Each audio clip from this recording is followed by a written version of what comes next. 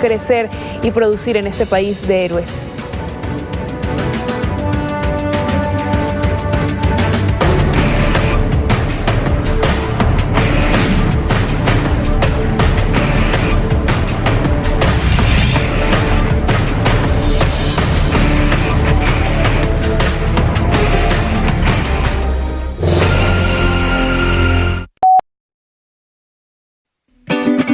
Este programa contiene elementos que no pueden ser presenciados por niñas, niños y adolescentes sin supervisión.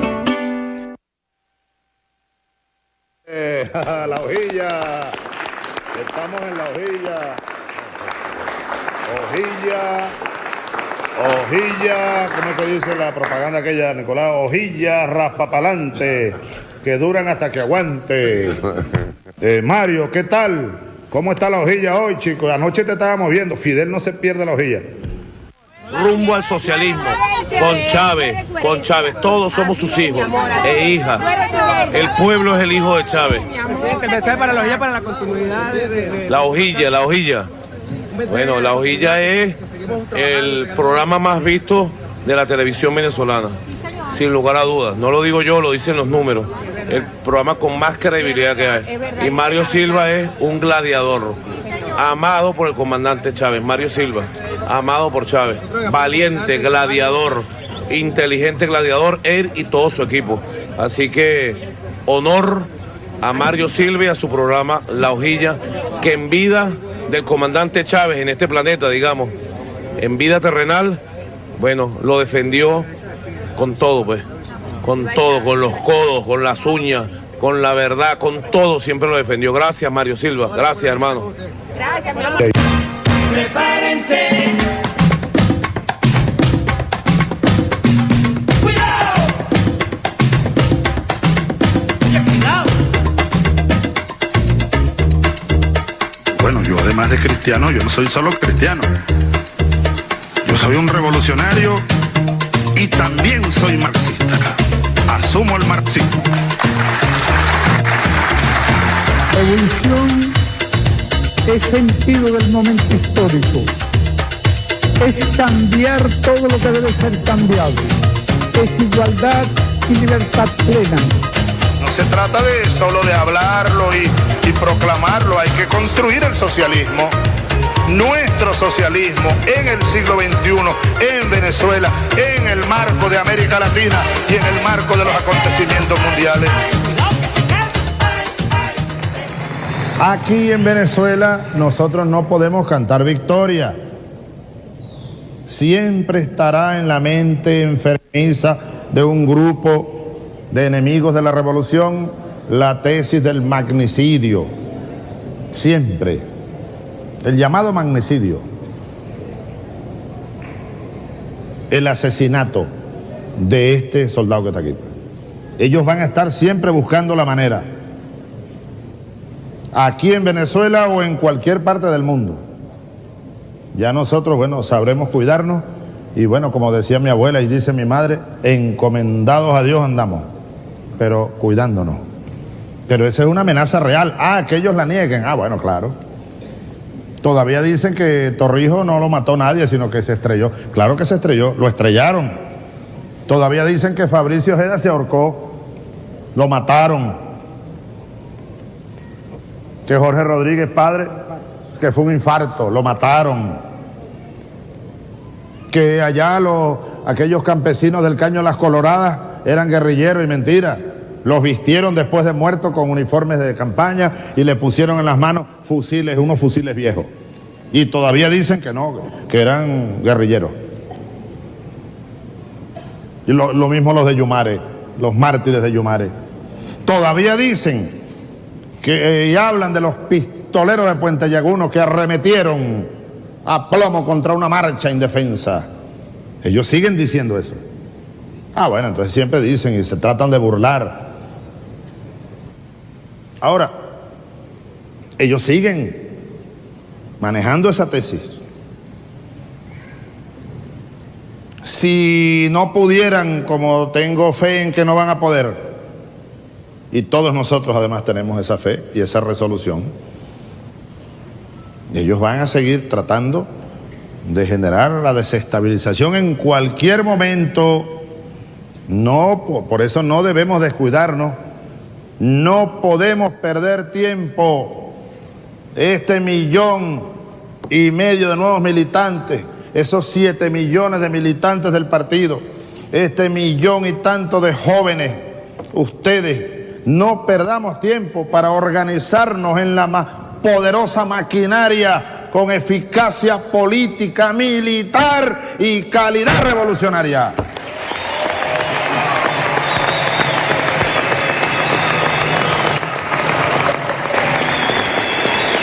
Conciencia, no perdamos un día, tengamos conciencia de ello.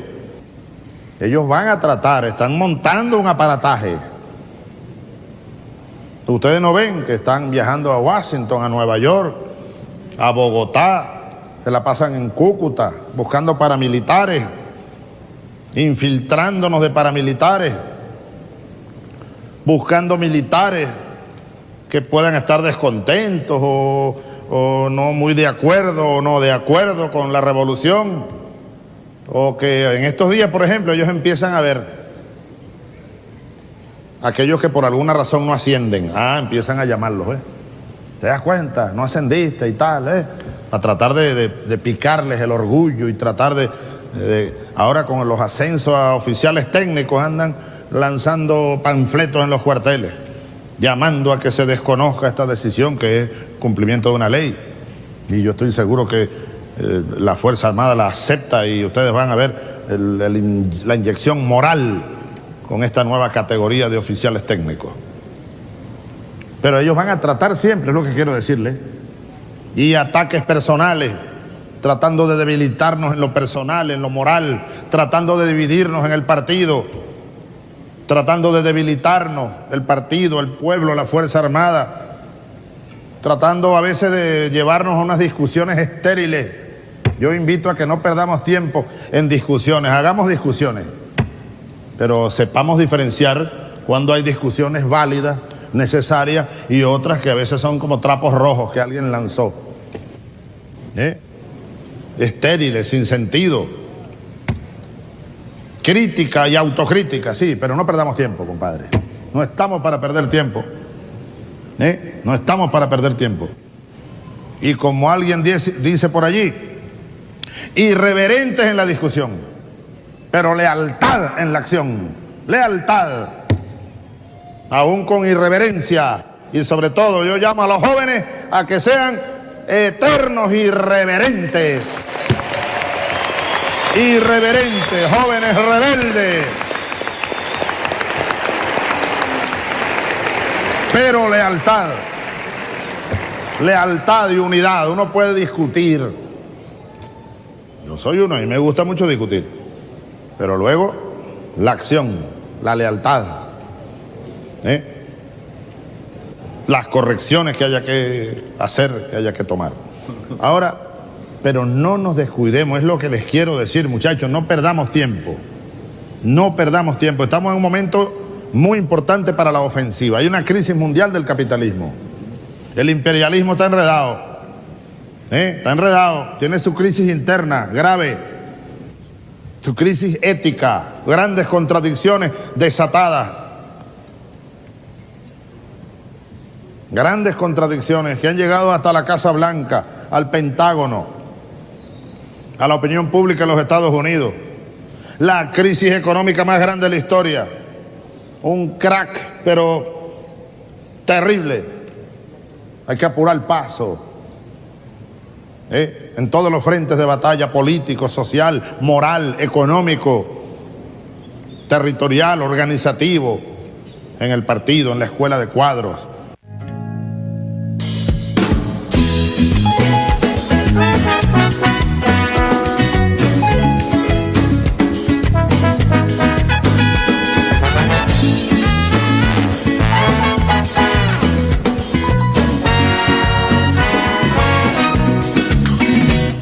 Mi bandera es cafecito bien temprano en la mañana, cuando levanto al trabajo, al estudio, a la jornada. Mi bandera es sabor, arepita bien tostada, le saque el beso con amor para mi amada. Mi bandera es conciencia, es mi historia libertaria.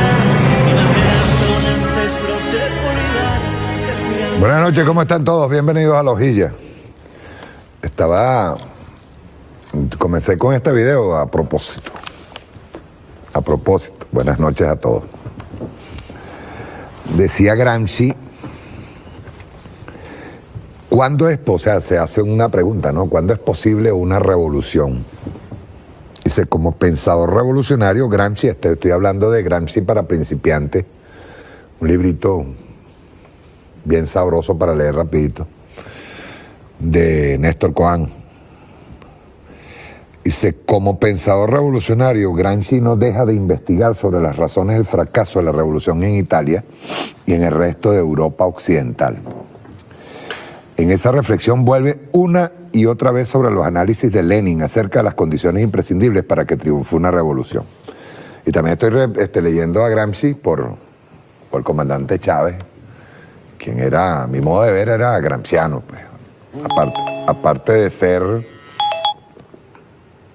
Esperaron un momentico, ya voy.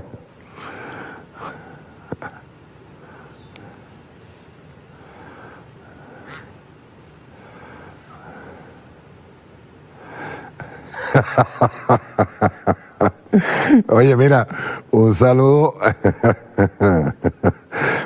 todos los trabajadores que rescataron el estudio gigante que Marta Colomina y Alberto Federico rebeldearon en Obra Gris. ¿Quiénes son los trabajadores? Todos los de BTV estuvieron metidos en el trabajo. Un abrazo a todos, ¿vale? Oye, yo recuerdo que ese estudio nosotros lo vemos desde arriba. Lo veíamos de 250 trabajadores. Trabajaron allí, participaron. Un abrazo a Jordán y a todos los trabajadores que estuvieron montados en esa recuperación. Se recuperó el estudio gigante que Marta Colomina y Alberto Federico dejaron en Obra Gris. No es que se robaron no solamente las pinturas y todo, se robaron hasta la madera. ¿Te acuerdas cuando Marta Colomina se robó hasta la madera? Hasta la madera de la carpintería se la robó. Bien. Vamos a ver. Bien. Decía yo que no solamente que el comandante Chávez era gramsciano, pues, sino él se convirtió en una especie de punto de encuentro de todas las ideas progresistas, ideas liberadoras, ideas socialistas, ¿no? Y dice acá, en esa reflexión vuelve una y otra vez sobre los análisis de Lenin acerca de las condiciones imprescindibles para que triunfe una revolución. Dice, las condiciones objetivas tienen que ver con el desarrollo y la crisis económica. Las subjetivas con el nivel de organización y de conciencia de las masas populares y los trabajadores, sin desconocer la importancia de las otras. Para Gramsci, el gran problema pendiente en Italia y en Occidente gira alrededor de las condiciones subjetivas. Hay algo también que tenía Gramsci, él habla de lo cultural, pues. Él no solamente era economicista, pues, no solamente se hablaba de que la economía, lo económico, determina al individuo, como decía Carlos Marx, sino que hablaba de la cultura, había que cambiar la cultura. O sea, nosotros, para nadie es un secreto, nosotros estamos bombardeados diariamente, eso lo he dicho yo más de una oportunidad y no me canso de decirlo, estamos bombardeados por todos los canales del norte y de su cultura, pero bombardeados, ojo. Dice, las notas de los cuadernos dedicadas al análisis de las relaciones de fuerza son redactadas por Gramsci después de la crisis económica mundial de 1929. Esta crisis, con picos altísimos de desocupación y miseria, nace en Estados Unidos y se extiende al mundo. Gramsci, sin embargo, no espera de ella ni la caída inminente ni el derrumbe final del capitalismo. Dice, Lenin decía, para que estalle la revolución no alcanza con que los de abajo no quieran seguir viviendo como antes. Hace falta además que los de arriba no puedan seguir como hasta entonces. Dice, tanto Lenin como Gramsci insisten en que la mera crisis económica, por profunda y extendida que sea, no alcanza para cambiar la sociedad. El capitalismo jamás, y esto lo repetía Chávez a cada rato, el capitalismo jamás se caerá solo como una fruta madura de un árbol. Hay que derrocarlo, opinan ambos.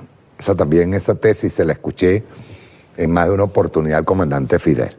El liberalismo siempre separa el Estado del mercado, mientras que sostiene la tesis de que este último puede funcionar en forma autónoma como si estuviera guiado por una mano invisible, según una famosa expresión del economista Adam Smith.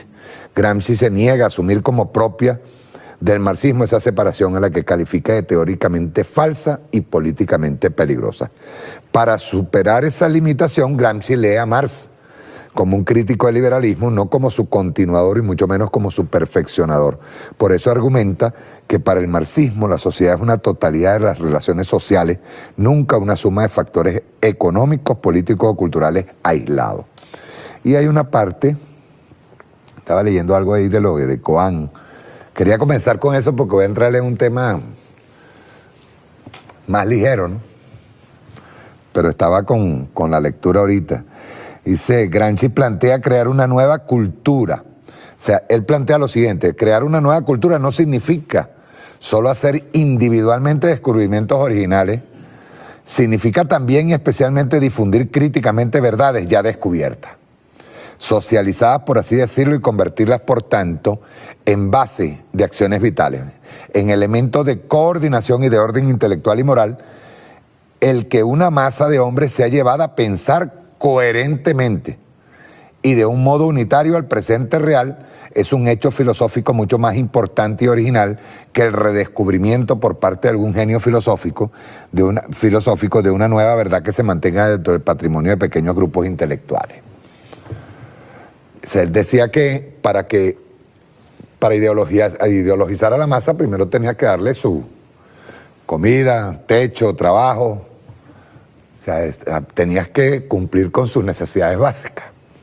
Por eso el comandante Chávez estaba permanentemente trabajando los problemas más acuciosos del pueblo venezolano, los trabajaba desde abajo.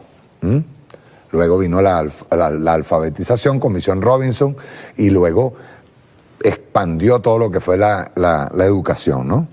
Para Gramsci, la lucha durante el proceso de construcción socialista es aún más difícil, pues es aún más compleja, ya que se desarrolla en la conciencia de cada uno de nosotros, en la conciencia individual.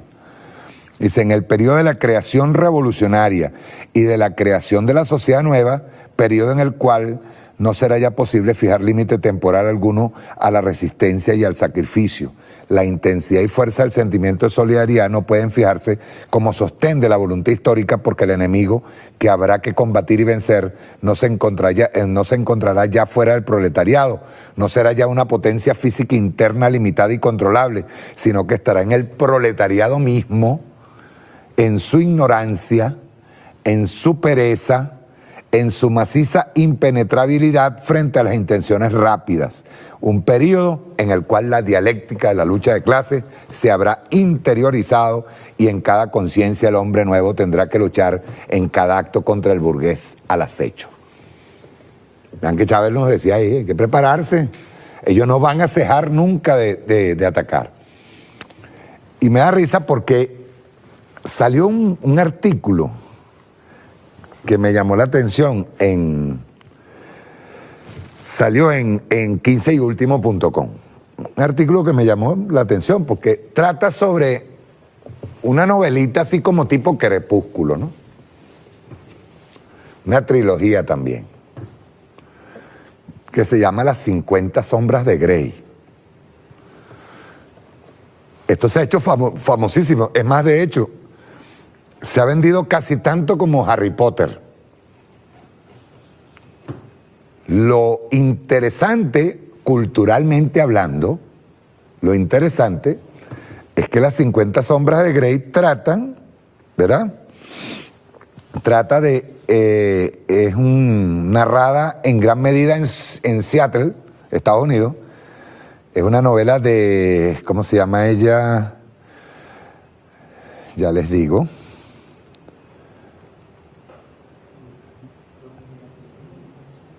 Ahorita les digo quién es la escritora. Y se narrada en gran medida en Seattle, es la primera entrega de una trilogía que describe la relación entre una recién graduada de la universidad, Anastasia Steele, y el joven magnate de negocios Christian Grey. Se destaca por sus escenas explícitamente eróticas con elementos de las prácticas sexuales que involucran bondage, disciplina, dominación, sumisión, sadismo, masoquismo. Eso es como aparece allí en Wikipedia. Entonces, Sigmund Rabinovich, me imagino que es un seudónimo, escribió esto y dice: Crónica, las 50 sombras de Lorenzo. Ya no de Grey, ¿verdad? Sino de Lorenzo. Todo va, mire, yo generalmente cuando preparo un programa trato de que todo esté hilado, ¿no? Para lo que vamos a explicar. Dice así, por Sigmund Rabinovich: te lo cuento tal cual me pasó. Toda la aburrida trama de 50 sombras de Grey es posible porque Christian Grey es multimillonario, blanco, anglosajón y guapo.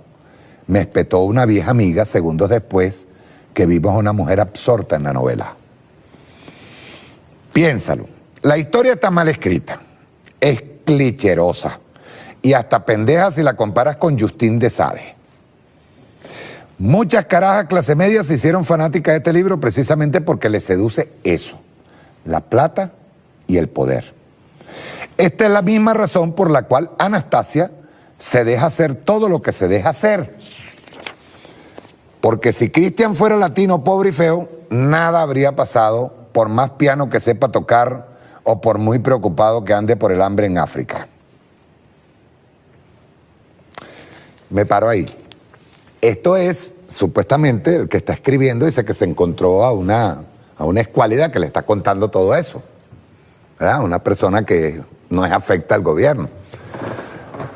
Pero no solamente eso, si eso está como con Crepúsculo, la de los vampiros y toda esta vaina que yo no entiendo. O sea, mucho de eso está destinado justo a estar alienando al individuo, ¿no? Por ejemplo, lo de los zombies. ¿Cómo se llama lo de los zombies, gordo? Walking Dead, se llama, ¿no? Walking Dead, esa, ajá.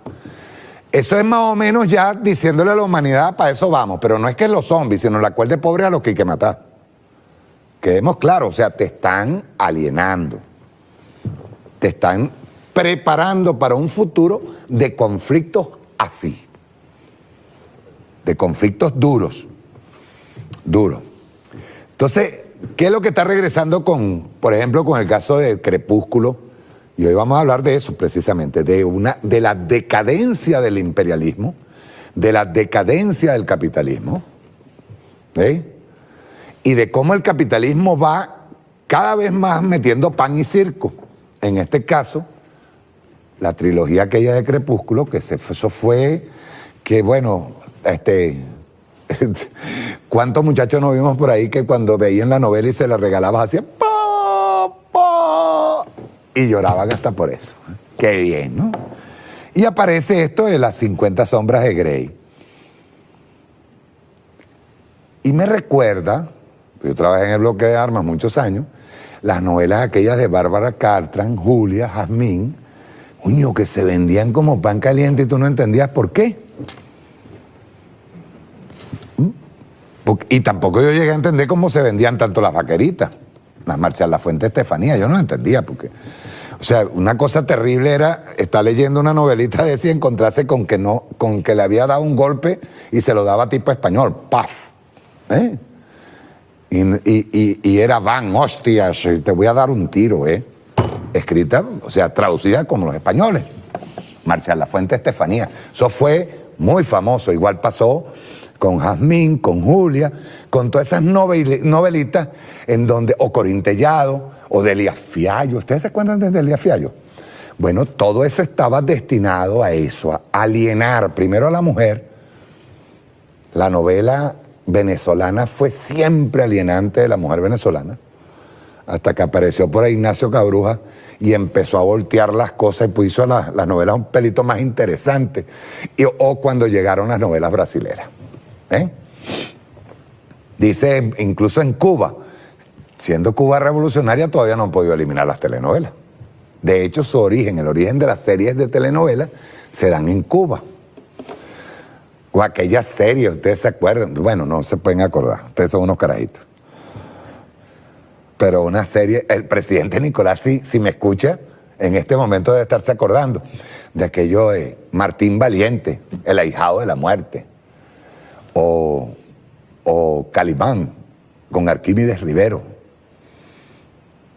Sí, paciencia, amigo Solín.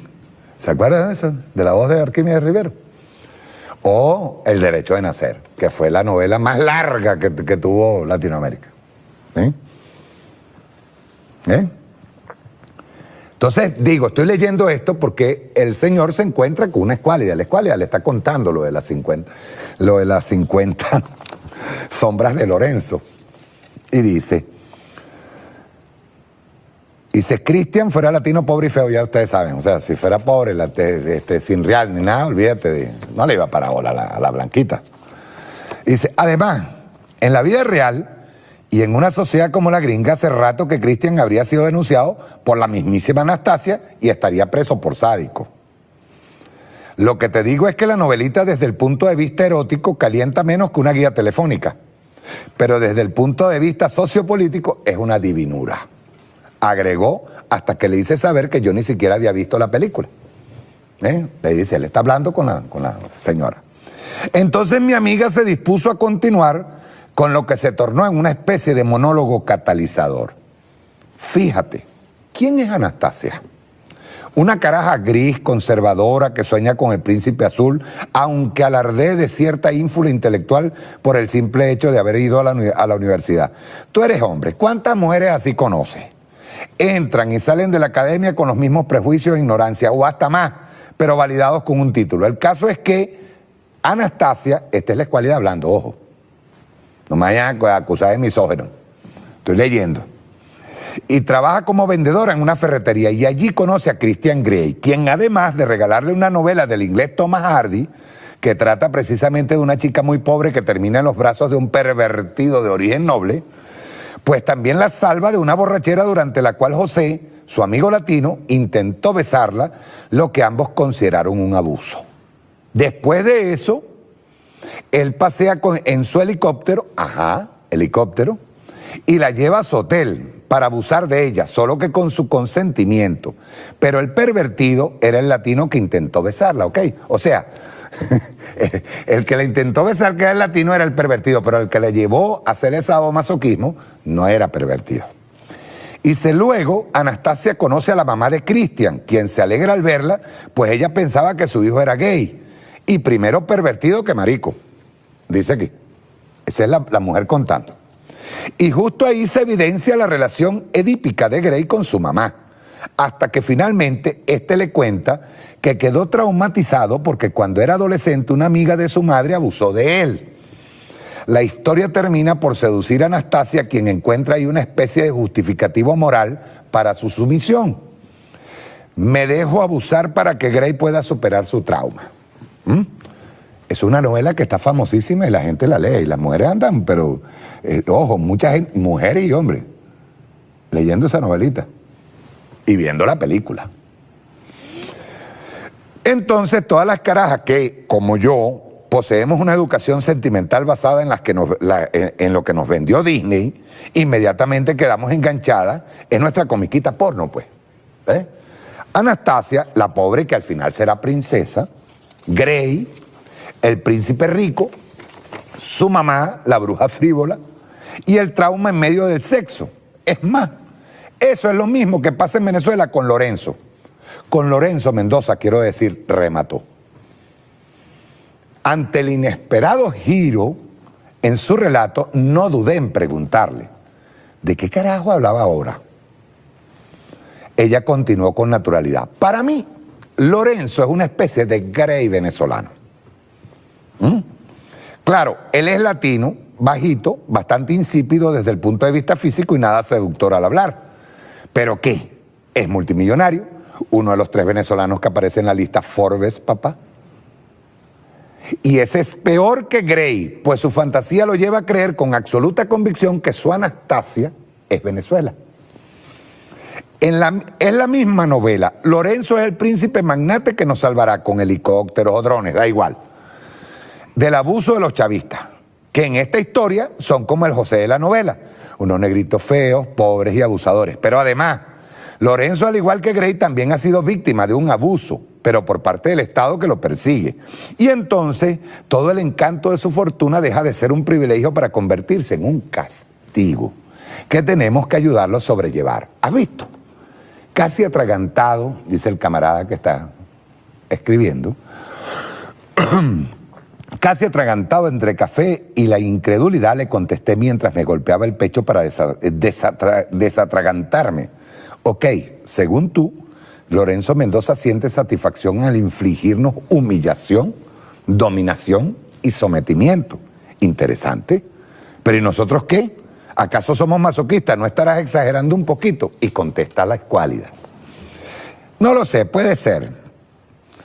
Pero de lo que sí estoy segura es que de esa vaina solo es posible en un país educado por Disney. Delia Fiallo, su pupilo Leonardo Padrón. Y ese sinfín de basura que los locutores de la 107.3 FM prefieren llamar la industria cultural. Como si se tratase de la nueva Atenas. Uno ve la televisión y dice, ¿cómo es posible que puedan existir esas propagandas de la Polar, donde supuestamente la máxima aspiración de los venezolanos es tapuzarse con las mierdas que nos venden en las condiciones en que lo hacen y a los precios que le da la gana? Pana, tú me conoces y sabes que yo nunca he sido chavista, aunque odie a rabiar toda esa herencia de cocopellana que es el zunzún de la vulgaridad y el ramplonismo. Pero a mí jamás me gustó esa adoración del chavismo por Chávez, aún a sabiendas de que Chávez era un tipo arrecho. Entonces, menos entiendo el fetichismo de la oposición por Lorenzo Mendoza. ¿Tú recuerdas aquellas clases que veíamos en la universidad con la profe esta que tenía unos apellidos como alemán y nos hablaba siempre de Weber? Bueno, yo confieso que a mí siempre me gustó su estilo elegante de hablarnos sobre la racionalidad moderna y lo irracional que resultaba el caudillismo de nosotros los latinos. Pues bien, en estos días me la encontré en un café y me contó sobre una conferencia que dio sobre la familia Mendoza y la lucha actual de Lorenzo por la democracia. Asimismo, como te lo estoy contando. Y yo la veía narrarme la odisea de Lorenzo con esos ojitos verdes de Anastasia de la tercera edad y pensaba para mí adentro, ¿qué nos ha pasado como país? ¿Cómo hemos llegado a este punto? Es que incluso el último hombre con quien intenté salir, lo dejé cuando después de invitarme a ver una película en el trasnocho cultural, pillé que en la parte de atrás de su carro cargaba una calcomanía con una garra y yo de pendeja, sabes que no sé nada de deporte, le pregunté, ay, ¿y tú de qué equipo eres? Y el muy imbécil me respondió que del equipo Polar.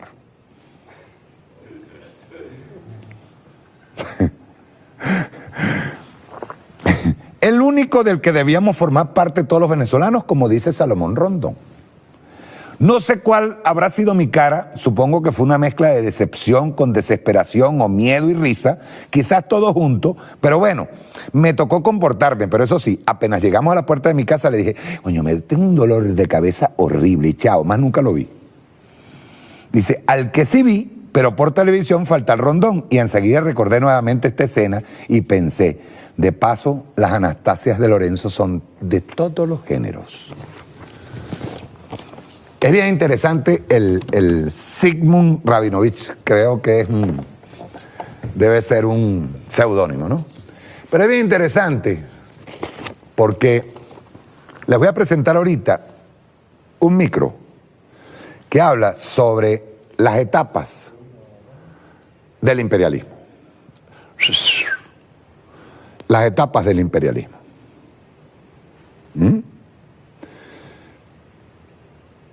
Y sobre todo, lo dañino que ha sido este imperialismo en específico. Lo dañino que ha sido que nosotros en este momento, me disculpan, en este momento, nosotros, y yo más de una vez que he tratado de criticar eso aquí me han caído a carajazo afuera. Me han dicho que sí, yo estoy loco, que cómo es posible que yo diga esas cosas. Pero cómo utilizan hasta los atletas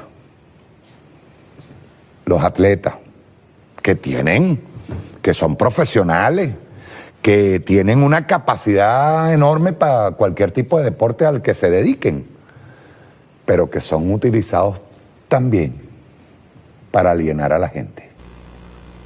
Yo quiero que veamos este micro. Rueda. A través de los siglos, los sistemas se han modificado, manipulado e incluso corrompido para favorecer los intereses de unos pocos. Nosotros hemos ido asimilando todos estos cambios, y como el ser humano puede adaptarse a prácticamente cualquier medio, aquello que nos ha permitido sobrevivir es aquello que también nos ha aprisionado. Durante siglos, unos guardianes han manipulado nuestro mapa cognitivo. Pero en 1989, un informático llamado Tim Berners-Lee estableció con éxito la primera comunicación entre un cliente HTTP y un servidor. Internet había nacido. Desde entonces, se ha convertido en un tsunami de información libre disponible al instante. Del mismo modo en que la imprenta de Gutenberg luchó por mantener alejado nuestro mapa cognitivo de la élite eclesiástica y real, hoy Internet está empezando a cambiar los gobiernos, las finanzas y los medios. Estamos a las puertas del cambio. Pero para llevarlo a cabo, primero debemos entender todo aquello que nunca nos han dicho. Al finalizar la Segunda Guerra Mundial, teníamos la mitad del Producto Interior Bruto de todo el mundo. Fabricábamos 54.000 aviones al año, 7.000 barcos, etc. Éramos la nueva Roma, y lo sabíamos, y creamos un esquema de poder por medio de la Ley de Seguridad Nacional en 1947 para, supuestamente, asegurarnos el control, algo que funcionó muy bien durante la Guerra Fría, pero desde entonces seguimos igual, y creo que en cierto modo eso refleja nuestra incapacidad para comprender el nuevo mundo.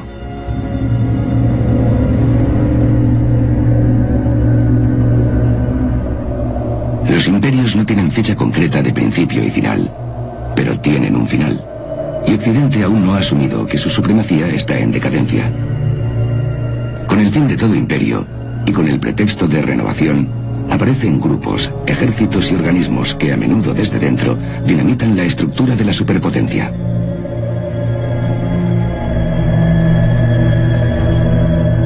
En su ensayo El destino de los imperios, el militar, diplomático, viajero y comandante general Sir John Glad analizó el ciclo vital de los imperios y encontró importantes similitudes entre todos ellos.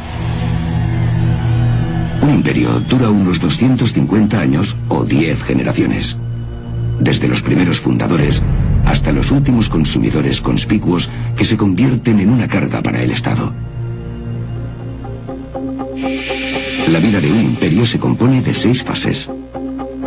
La fase de los fundadores, la fase de las conquistas, la fase del comercio, la fase de la abundancia, la fase de la razón y finalmente el pan y circo de la fase de decadencia. Toda fase de decadencia comparte rasgos comunes. Un ejército indisciplinado y sobrealimentado. Una excesiva ostentación de la riqueza. Una brecha abismal entre ricos y pobres. Un deseo de vivir en un país abotargado. Y una gran obsesión por el sexo.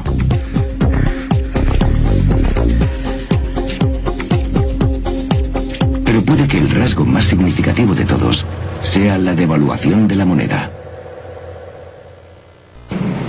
Estados Unidos y Gran Bretaña comenzaron con un patrón bimetálico de oro y plata, ahora obsoleto.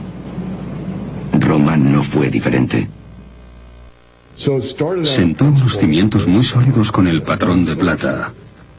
Pero a medida que iba cayendo más y más, el denario romano llegó hasta el punto de convertirse en moneda de cobre que se empezó a chapar en plata, cuya circulación fue un éxito. Y al final, a todos los senadores cuyo único propósito fue representar al pueblo, solo les interesaba representar a los que se enriquecían desde arriba. La fortuna de un gran imperio siempre reluce, pero más allá de las apariencias, el ansia desenfrenada de dinero, poder y posesiones materiales da lugar a que el deber y el servicio público sean usurpados por líderes e individuos que ambicionan grandes botines. Según la historia, todos los signos de la caída del imperio están empezando a descubrirse, algunos más graves que otros. La actual crisis financiera y económica o lo que sea, evidencia la caída del imperio. Los romanos tenían a los gladiadores como entretenimiento y los políticos sabían que esto era así. Cuando el pueblo estaba molesto hacían grandes eventos, organizaban un nuevo evento con un montón de gladiadores. Nosotros lo hacemos todos los días, es un rasgo común en los imperios en declive. Hoy en día en los Estados Unidos, por ejemplo, encontramos muchísimos programas de televisión que distraen a la gente de lo que realmente está ocurriendo. Los deportes son un claro ejemplo de ello, igual que cuando estaban los gladiadores. Básicamente, nos han inducido al letargo y nosotros lo hemos aceptado. Al igual que las estrellas deportivas de hoy ganan grandes cantidades de dinero, también lo hacían los aurigas romanos. En el siglo II, uno llamado Gaius Apuleius Diocles amasó una fortuna de 35 millones de sestercios en premios, lo que hoy serían varios miles de millones de dólares. Curiosamente, hay otra profesión que se ensalza cuando un imperio cae. Los romanos, los otomanos y los españoles hicieron de sus chefs celebridades. Este rasgo también tipifica el fin de un imperio. Cuando las cosas iban muy bien, se da este último gran impulso que muestra que estábamos muy bien y que nos sentíamos muy bien, aunque ya no nos sintamos así. Pero todo el mundo quiere hacerlo, con la mejor comida, la mejor música, las mejores películas, un reality show o una revista. Pero nunca tenemos suficiente, aunque no lo necesitemos. Lo que necesitamos es que una fuerte convicción moral y una gran integridad reinen en la sociedad. La generación del baby boom empezó en esta fase de decadencia. Puede que, sin saberlo, hayan roto el pacto intergeneracional secreto. Con el consumismo desmesurado, los precios de las viviendas en alza y el deseo de la eterna juventud, el baby boom ha despilfarrado la herencia de futuras generaciones. Mi generación y la generación que sigue a mi generación hemos olvidado esa frase que aparece en el preámbulo de nuestra Constitución que dice "y nuestra posteridad". De repente, lo único importante somos nosotros y punto. La generación del baby boom de la que formo parte ha llevado a cabo la peor distribución de capital de la historia. Hemos tenido petróleo barato, o mejor dicho, energía barata. Hemos tenido abundancia de ideas y hemos elegido un sistema y lo hemos perpetuado. Y esa es una de las peores maneras de aprovechar los beneficios que hemos obtenido. Ahora vamos a pagarlo caro. El ser humano es variable y paradójico. Ansiamos la paz y la inmortalidad, pero seguimos inventando nuevos modos de destruirnos los unos a los otros. Somos capaces de realizar los actos más nobles y generosos y las más terribles atrocidades. El ser humano es una criatura compleja. Por ejemplo, somos capaces ahora mismo de actuar, dando lugar a que probablemente, aunque no inevitablemente, nuestros nietos se enfrenten a catástrofes terribles. Y somos conscientes de que con nuestro comportamiento aumentamos esa probabilidad, por mucho que queramos a nuestros nietos. ¿Por qué, a pesar de haber tanta sabiduría en el mundo, seguimos luchando por una distribución justa de la riqueza? ¿Cómo es que la raza humana ha desarrollado este sistema imperfecto cuyo gobierno y economía solo benefician a una minoría a costa de la mayoría? Y con tanta pobreza, en una era de abundancia, ¿cómo es que no tenemos el valor de cambiar esta estructura social tan salvaje? La avaricia es un ingrediente fundamental en la economía moral. El problema no es que no haya riqueza suficiente en el mundo. Dicen que hay pobreza y que tenemos que crear más riqueza. Pero en el mundo hay lo suficiente para cubrir todas las necesidades, como dijo Mahatma Gandhi. Pero no para cubrir todas las avaricias. ¿Pero será simplemente avaricia o irá más allá? ¿Es un problema sistémico? Es como si por haber trabajado en Wall Street durante 7 años hubiera experimentado lo mismo que aquellos que trabajan en una planta procesadora de carne y se hacen vegetarianos. Porque trabajando en Wall Street ves como bancos como Goldman, JP Morgan y otros hacen dinero, y cuando ves dinero te pones enfermo. Yo creo que si la gente supiera hasta dónde es capaz de llegar el sistema bancario, como dijo Henry Ford, habría una revolución mañana mismo. Lo cierto es que la mayoría de gente piensa que lo que hacen los bancos es prestarle el dinero que otra persona ha metido previamente en el banco. Pero lo que realmente hace un banco comercial es sacar dinero de la nada y dártelo prestado con intereses. Si yo hiciera eso, si fabricara dinero en mi propia casa, se llamaría falsificación. Si un contable saca dinero de la nada en una empresa, se llamaría manipular las cuentas. Pero si un banco lo hace, es perfectamente legal. Y mientras permitamos que el fraude sea legal, podrán aparecer todo tipo de problemas en el sistema económico y no podremos hacer nada. Si el lobby bancario es muy fuerte, dirán, no queremos cambiar el sistema porque estamos haciendo mucho dinero con él.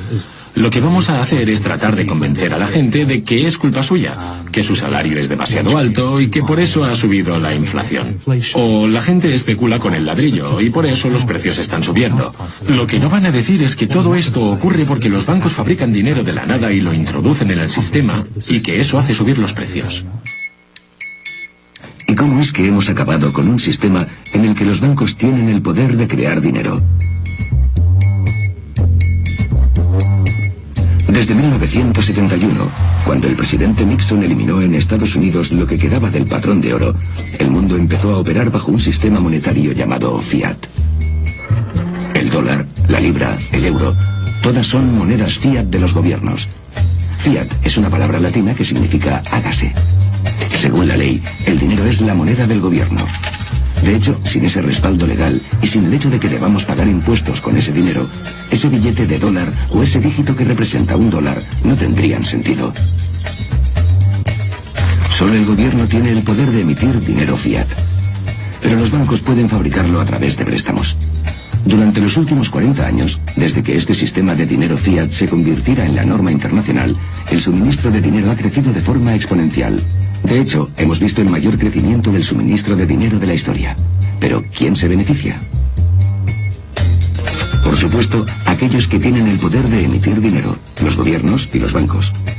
Luego están las empresas e individuos que reciben el dinero de primera mano. Pueden gastarlo antes de que suban los precios de lo que quieren comprar y reflejen el nuevo dinero en circulación. En otras palabras, obtienen servicios, productos o bienes baratos. Pero pronto los precios suben, por lo que los propietarios de bienes, como casas o acciones, verán ganancias sin apenas haber hecho mejoras en la empresa o casa en cuestión. Lo más probable es que esto lleve a burbujas especulativas. Pero ¿qué pasa con los que están al final de la pirámide? Aquellos cuyo salario es fijo o aquellos que viven en zonas aisladas o que no tienen ahorros. Cuando este dinero recién fabricado llega a sus manos, los precios de las cosas que quieren comprar ya han subido y sus ahorros pierden valor y sus sueldos permanecen inalterados. En algunos casos tienen que pedir créditos para poder permitirse cosas que antes sí se podían permitir, lo que significa que deberán devolverlo a los bancos. En realidad, el proceso de fabricar dinero solo redistribuye la riqueza desde el final hasta la punta de la pirámide. Y así, el creciente abismo entre ricos y pobres se hace cada vez más grande y más grande. De todo el dinero que hay en el mundo, el 97% es deuda. El filósofo francés Voltaire dijo una vez, todo el dinero impreso acaba retomando su valor original. Ninguno. Durante los últimos 30 o 40 años, el capitalismo se ha llevado al extremo. Y todo esto se remonta al economista Milton Friedman, de la Escuela de Chicago, y Ronald Reagan y Margaret Thatcher y otros que extendieron estas prácticas y animaban a la gente a acumular deuda, promoviendo la privatización. Eran pequeños estados, aunque grandes potencias militares. Así que los gastos subían. Con la liberalización, eliminaron toda norma que debían seguir los directivos de las instituciones, sobre todo las grandes empresas. Es como si nos hicieran creer que esas personas que dirigen las grandes empresas no necesitan ninguna regulación, que son una especie de dioses.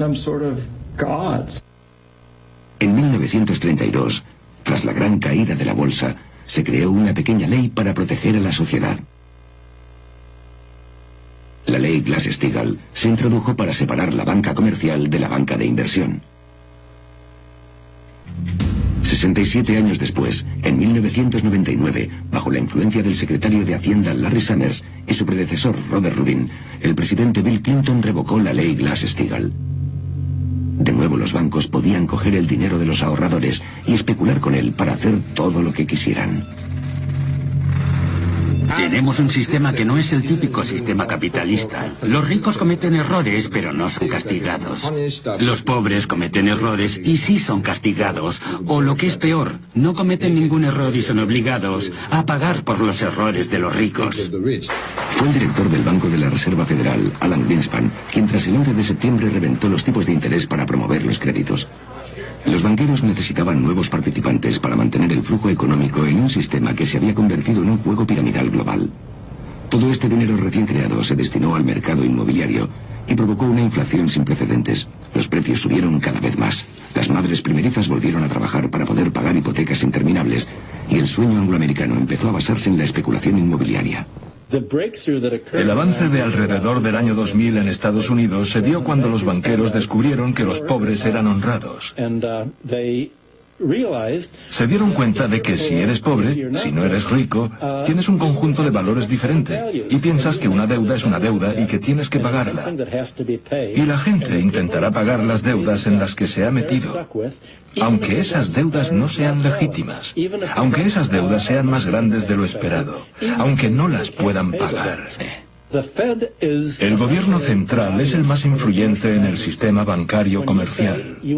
Cuando dices que quieres regular el gobierno central, estás diciendo que el sector financiero y Wall Street deberían autorregularse. Y Wall Street tendrá supremacía ante cualquier jefe de Estado, mientras toleremos esa supremacía de Wall Street ante las autoridades, mientras los inspectores de los bancos provengan de los propios bancos. Pero así dejan de denominarse inspectores. Es desregulación. Y llamarlo regulación en vez de desregulación es recurrir al doble pensar orwelliano. En la democracia es el pueblo el que gobierna. En la plutocracia son los ricos los que gobiernan. En un régimen plutocrático cualquiera, la desigualdad económica es alta. La movilidad social es baja. Y como el pueblo llano está continuamente explotado, es imposible para los trabajadores salir de la pobreza. La lucha por el sufragio universal a principios del siglo XX abolió un sistema en el que los votos de los ricos tenían más valor que los de los pobres. Pero hoy en día las influencias le han puesto un precio a eso y han reducido la estructura política americana hasta convertirla en una institución legal al servicio de los ricos.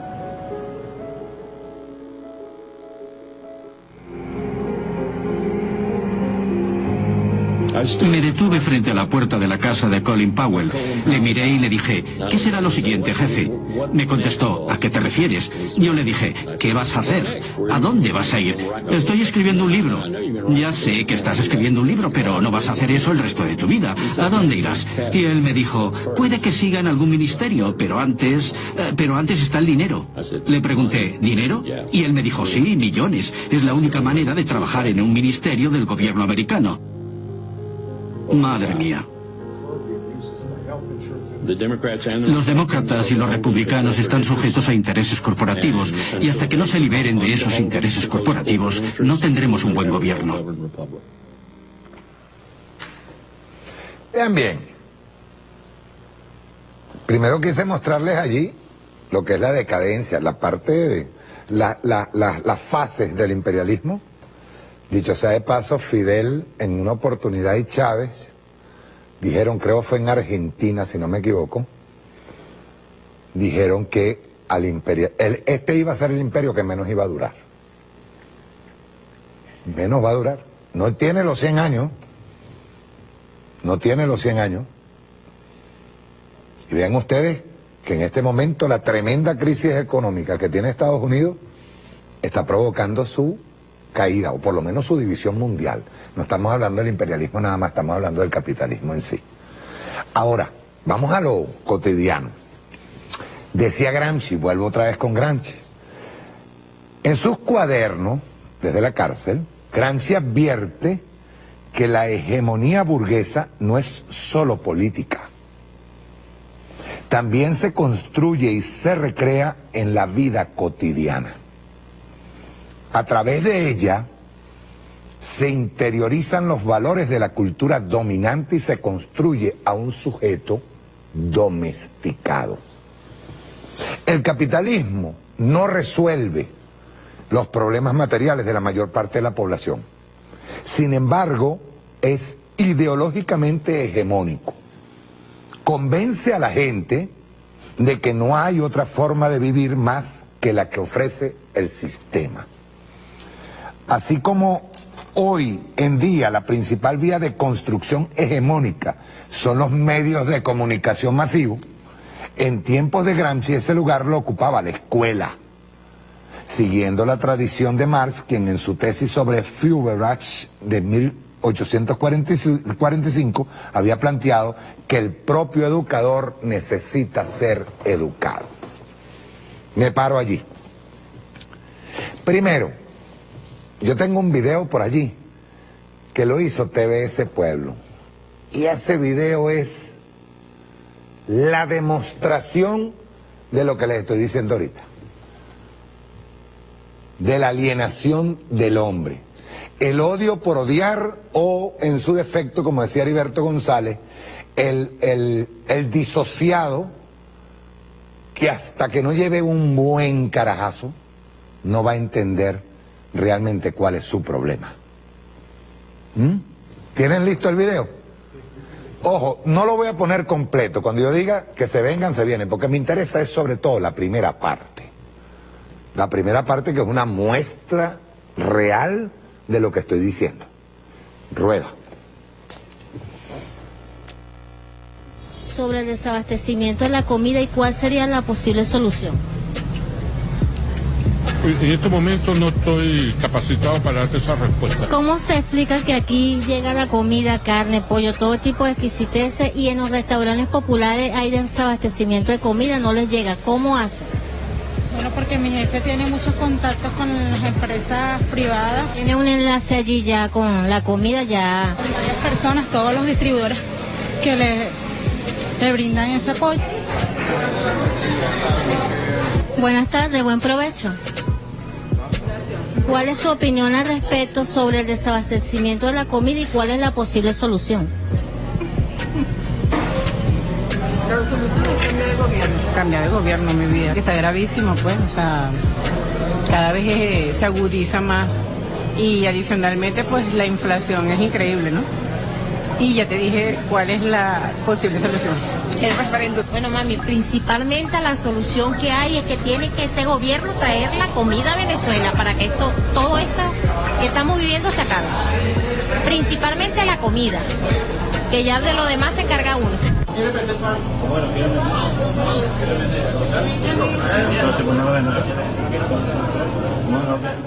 Vente, esta segunda parte es a Contreras, metido en una panadería, en donde estaban, o sea, lo que yo vengo diciendo que es la guerra pueblo contra pueblo, porque el dueño de la panadería no es millonario. Digámoslo de esa manera. Por eso aquí se empiezan a ver varios fenómenos. No son fenómenos, son muestras de la alienación del individuo. Vean bien, por eso yo comencé con lo de la novelita de Grey, ¿no?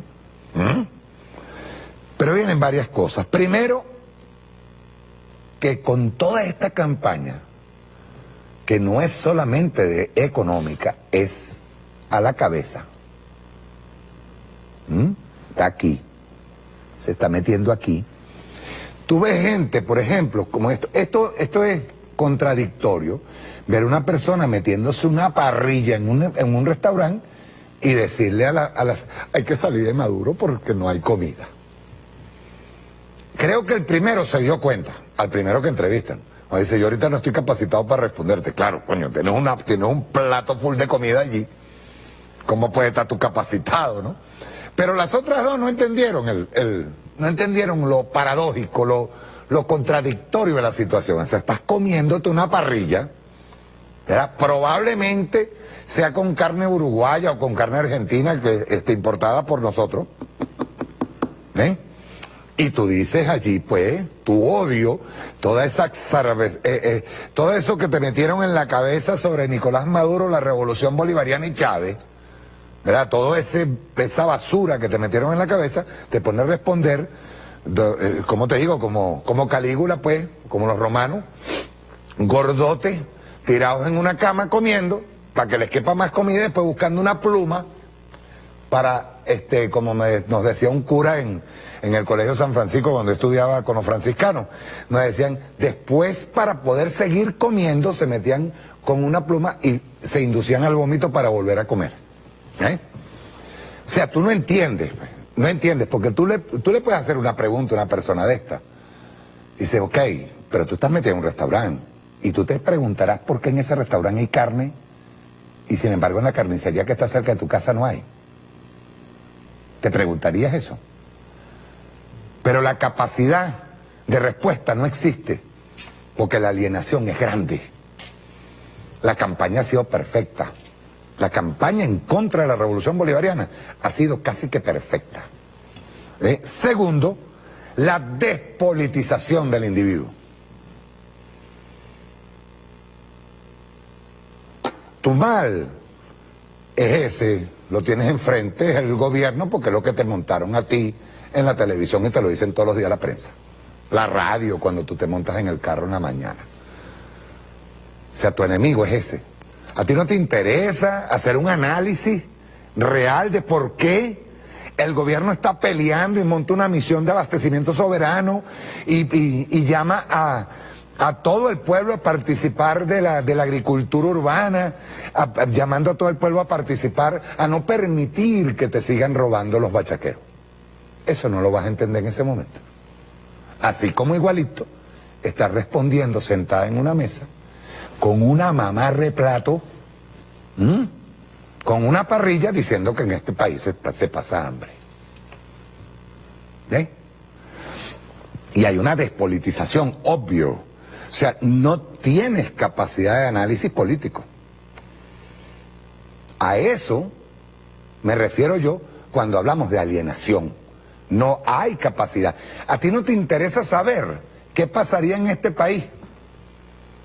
No te interesa saberlo porque eso no está en tu cabeza. Pero a ti no te interesa saber qué es lo que pasaría en este país si la derecha agarra el coroto. ¿Qué pasaría con las misiones? ¿Qué pasaría con las misiones de alimentación? ¿Qué pasaría con las misiones educativas? ¿Qué pasaría con todo eso? Eso a ti, eso no te interesa. Te pasa, te entra por aquí, te sale por aquí. Hay una despolitización de la masa.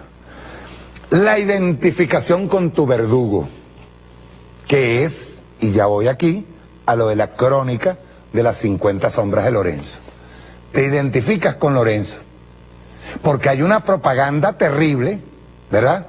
De un Lorenzo Mendoza, que tiene, fíjate bien, una escuela de criollito, en donde invierten más en propaganda que en labor social. Es decir, ellos a lo mejor van a entregar 10 pelotas y 10 guantes a 10 carajitos. Y todo eso se convierte en, ¿cómo te digo yo?, un ejemplo de lo que puede ser Venezuela. Y de inmediato tú conviertes a Lorenzo Mendoza en héroe. Un héroe. El tipo te está quitando la harina de maíz. Tú lo sabes. El tipo recibe más dólares que nunca en este último semestre y sin embargo bajó la producción de harina de maíz. Porque no le da la gana, pues. Porque como dice el artículo, Venezuela es su Anastasia y él la quiere subyugar, la quiere hacer sadismo, y mucha gente, como dice aquí el cuentico, le coloca una garrita aquí: yo soy del equipo polar. Eso le llamaban, creo que el síndrome de Estocolmo, que tú te identificas con tu verdugo y lo justifica y sabe que, no, o sea, no te importa cómo él a ti te está manipulando y te está llevando a, incluso a que tú en un momento dado, en el momento en que tú elijas regresar a la Cuarta República, pues dicen que con Carlos Andrés Pérez se vivía mejor, tú termines metiéndote un cuchillo en la yugular. Es terrible, pero hay que verlo de esa manera. La clase poderosa, y esto es lo que yo entendí, ojo, ese es un a mí me interesó más por las, digamos, por las etapas del imperio, me interesó más por lo social, por los fenómenos sociales, ¿no? Pero hay algo que yo entendí perfectamente con ese, de paso, es un análisis light, porque ellos dicen, vamos a tratar de transformar el capitalismo en un capitalismo más humano. No, yo no creo en el capitalismo humano, el capitalismo es capitalismo. Pero la clase poderosa va a utilizar cualquier mecanismo, camarada, religioso, político, social o económico, para dominarte. Repito, no es que ellos sean ultra recontra cristianos, que sean casi que todos los días vayan a misa y tomen la hostia y todos los días se den golpes de pecho diciendo que son cristianísimos. No, ellos van a utilizar la religión, como lo está haciendo la Conferencia Episcopal, para decirte a ti que estos ateos marxistas comunistas no son cristianos. Yo una vez me acuerdo que estaba hablando con un compa, amigo, evangélico, y él me dijo que por un momento dado, pues por no creer en Dios, yo estaba condenado. Yo le dije, cuño, yo te quiero hacer una pregunta, porque yo no veo a Dios de esa manera. Y le dije, si yo he sido bueno toda mi vida, si yo he tratado de servirle a mi prójimo, si yo he tratado de ayudar a mi prójimo, de todos modos, por no creer en Dios, yo estoy condenado. Esa es una buena pregunta, aunque origine respuestas filosóficas. Si a mí me aparece la Conferencia Episcopal, y voy al caso de lo de las 50 sombras de Grey, a mí me aparece el de la Conferencia Episcopal con una mamarra de cruz así, de oro o de plata, y hablándome de que yo debo ser pobre, debo entender la pobreza, y que esté protegiendo a un gobierno sin vergüenza, a un gobierno que está, escuche bien, o que esté protegiendo a una clase social sin vergüenza, a una oligarquía sin vergüenza. Oye, yo no puedo creer en un obispo de ese tipo.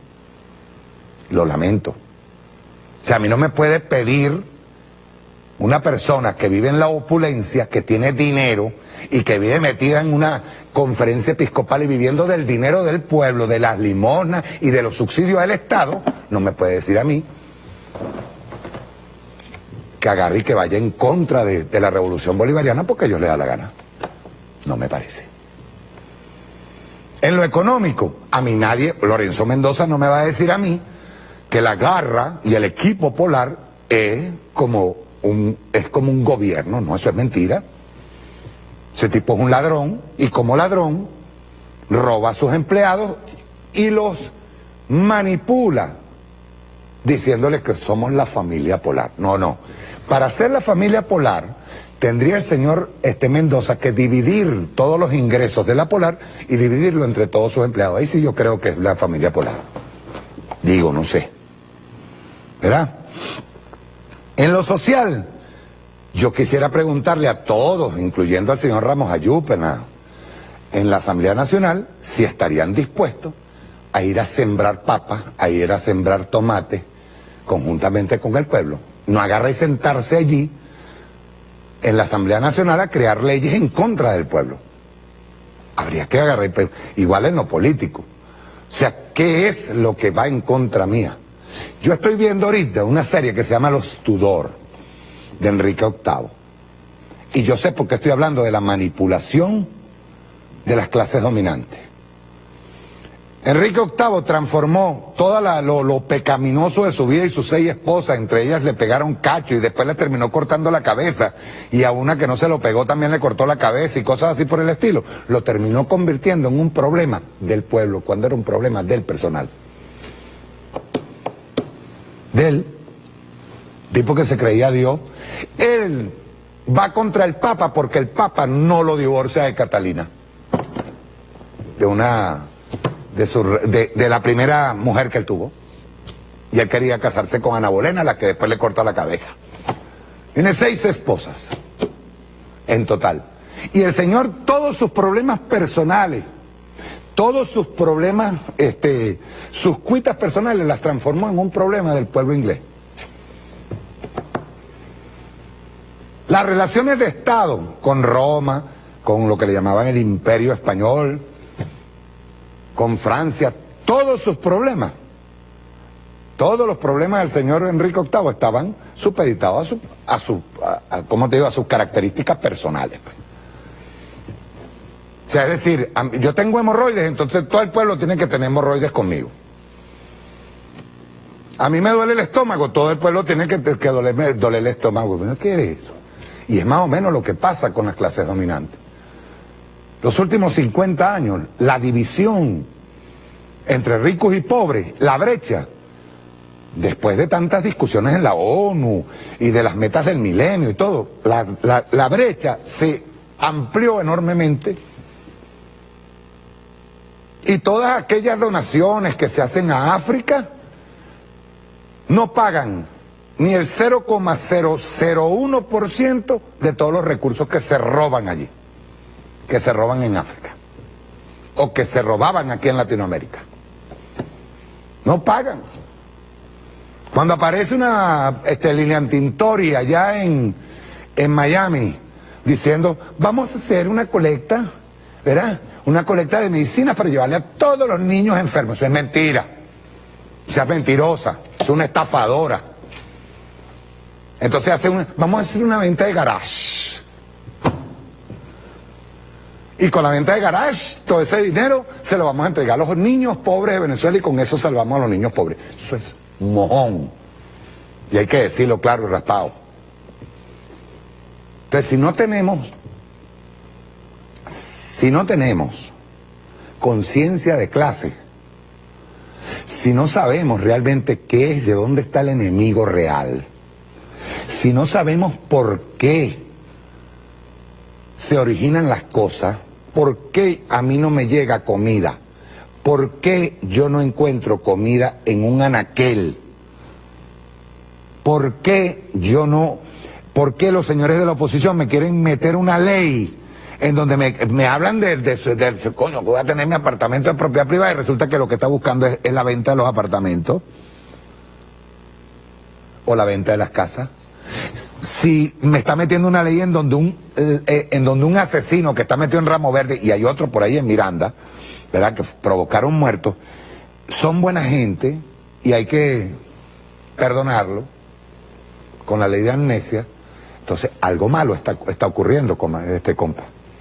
Yo sé que a mucha gente que las ve de todos modos, se sientan a ver la hojilla para revolverse las tripas, gente de la clase media. Pero yo les digo ahora, razonen,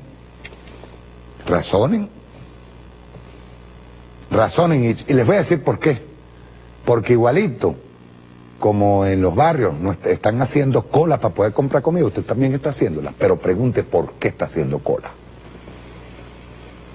O sea, no desvíe que todo es Maduro, y Maduro es el malo de la película, y Chávez era el malo y lo heredó Maduro, que es negro y es malo. Eso no es así. Porque hay otra cosa que se está evidenciando. Se evidenció con Chávez y ahora se está evidenciando con el presidente Nicolás Maduro, que es un enorme sentimiento racista por bajo cuerda que está en las clases medias. Y eso es un racismo heredado de la colonia. Está allí, está saliendo. Por eso Chávez en eso fue muy claro. Primero, prepararnos. Hay algo que decía en el primer video que quiero hacerlo notar. todas estas discusiones bizantinas de quién tiene la razón, la izquierda o la izquierda, no son buenas. No son buenas. O lo que llamaba Chávez el antipoder. No, no. Tenemos enemigo común. De hecho, les voy a decir algo. Se lo dije el otro día al equipo con el que trabajo. La revolución y sus efectos son a largo plazo. Nos lo dijo Chávez, más de una vez. El que gente ahorita de mi edad o un poco menos esté pensando que va a haber una revolución, la va a ver concreta, la va a ver ahí, veremos cambios. Pero la revolución la heredan nuestros hijos. Y ellos son los que van a ser encargados de cristalizarla. Ahora, eso sí, yo no puedo dejar de luchar porque tengo que decirle a mis hijos cómo tienen que avanzar. Y no permitir que lo sigan alienando. Nosotros tenemos un país, vamos a ser claros, bombardeado, lo repito, con los medios de comunicación. Y no solamente con una noticia, no solamente con un opinador de oficio, que ya no tienen ni siquiera argumentos para opinar. Cada vez que salen a declarar porque ninguno de ellos es capaz de hacer ideológicamente de dar ideológicamente una respuesta a la revolución. No pueden, no tienen ideología. Nosotros sí la tenemos. Ellos tratan de borrar la historia y hablan única y exclusivamente de que el gobierno no está haciendo bien las cosas, pero no te lo explican ideológicamente. Como también tapan por qué está pasando o qué está sucediendo. Entonces Chávez nos dijo en más de una oportunidad, esta revolución no es para nosotros, es para nuestros hijos. Nosotros estamos viviendo bajo un mecanismo burgués, capitalista, lamentablemente rentista, que tenemos que quebrarlo. Como decía Gramsci, asistir al parto del nuevo sistema para el hombre nuevo, para nuestros hijos. Yo repito, siempre yo hablo de eso. Una persona en este momento que esté más preocupada por lo que la oligarquía está haciéndole ver, que es que te falta un paquetico de harina, y escuchen bien lo que les voy a decir, pues no quiero después crítica destructiva. Mario dijo tal cosa. No. Una persona que esté más ocupada de eso y no se ocupe del problema real, que el problema es ideológico. Y el problema es que hay que atacarlo en la médula, y la médula está en el poder económico privado. En ese poder económico que fue siempre vampiro de la sociedad rentista que ellos mismos originaron y que lamentablemente aún todavía no la hemos quebrado. Pero, repito, esto no lo vamos a ver nosotros, lo van a ver nuestros hijos. Ahora, por no verlo y por saber que no voy a ver los cambios concretos, yo tengo que dejar de pelear. Tengo que olvidarme de la revolución. Eso es cobardía. Entonces Chávez recordaba en un halo teórico, recordó a Maneiro, y quiero pasarlo ahorita, a Alfredo Maneiro. Vamos a verlo, rueda. Aquí vamos a leer de Alfredo Maneiro. ¿Han leído a Maneiro? Alfredo Maneiro. Lamentablemente murió muy joven Alfredo. Muy inteligente Alfredo Maneiro, muy inteligente, era un genio.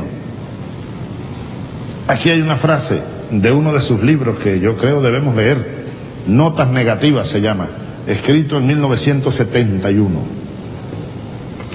Leo: un problema de particular importancia es el relativo a la calidad revolucionaria de la organización.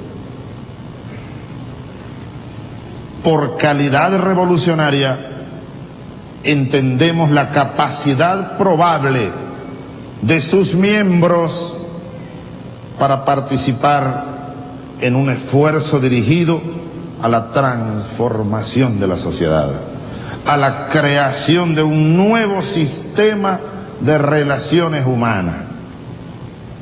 Fin de la cita. Alfredo apuntaba a la organización necesaria, el partido necesario, con distintas herramientas de análisis, y él concentraba en dos categorías buena parte de su esfuerzo creativo, de pensador, de orientador. Él decía, un partido, un verdadero partido, una verdadera organización política para la revolución debe tener eficacia política y calidad revolucionaria. Entonces, eficacia política, él decía, hay que ser eficaz como un equipo de pelota que sea capaz de ganar, pues, que sea capaz de quedar campeón, tiene que ser eficaz. Un movimiento político, un partido debe ser capaz de tomar el poder. Si no, vamos a pasar 200 años deambulando por ahí, filosofando. No, es la toma del poder de lo que se trata. Porque por ahí hay muchas teorías todavía del antipoder y de los hippies, y el hipismo revolucionario. Hay que respetar todas las teorías, pero la nuestra es, bueno, eficacia política. Y una vez tomado el poder, o comenzado a construir el poder, o tomado espacio de poder, debemos ser capaces de conservarlo y transformarlo, y expandirlo. Correa, ayer lo decía en su discurso de incorporación al ALBA, discurso extraordinario para analizarlo, leerlo, discutirlo, publicarlo.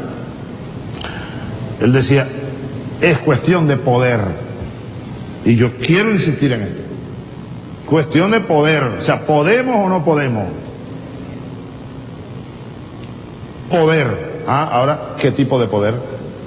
El poder revolucionario, el Estado revolucionario, el poder político revolucionario, el poder económico a la igualdad social, el poder moral, decía Bolívar, poder moral, las luces, el poder del conocimiento, el poder de la conciencia, el poder de la fe. Bien sabido es ese dicho, ¿cómo es? La fe mueve montañas, eso es verdad.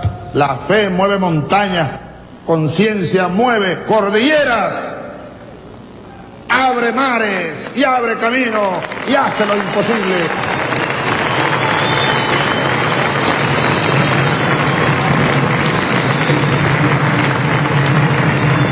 Raúl Castro cuenta que después del desembarco del Granma, a ellos, algunos murieron, quedó un grupo muy pequeño y sin armas la mayoría, y se dispersaron montaña arriba, y nos vemos allá arriba, dijo Fidel, y llegaron a una montañita allá, y entonces Fidel y Raúl se consiguen y 5 más, y entonces Fidel y que le pregunta a Raúl, yo tengo aquí 2 fusiles, ¿cuántos ustedes salvaron? Y vamos a contar los fusiles. Tengo 5 y 2, 7. Ahora sí, ¿verdad que vamos a tomar poder? Entonces Raúl, y que dijo, se volvió loco Fidel. Se volvió loco mi hermano. No, la fe, compadre, y la conciencia, la voluntad revolucionaria. No hay fuerza más grande que esa.